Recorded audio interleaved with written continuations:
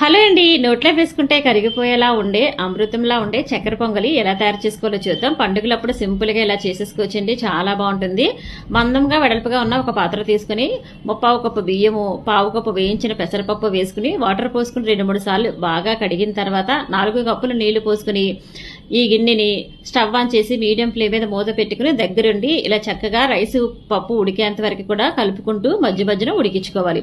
ఇలా ఉడుకుతున్నప్పుడే ఒక 2 యాలక్కాయలు దంచుకుని కూడా వేసుకోండి. ఎప్పుడైతే రైస్ మనకి ఉడికింది అని తెలుస్తుందో వెంటనే 1 కప్పున్నర తురుముకున్న బెల్లము, అరకప్పు పంచదార కూడా వేసేసుకుని చక్కగా చూడండి బెల్లం పంచదార పూర్తిగా కరిగి ఇలా రైస్కి బాగా పట్టేలా ఉడికించుకోవాలి.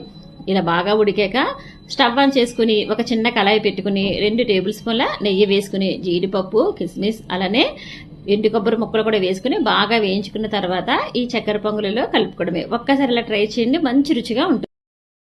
Download ShareChat.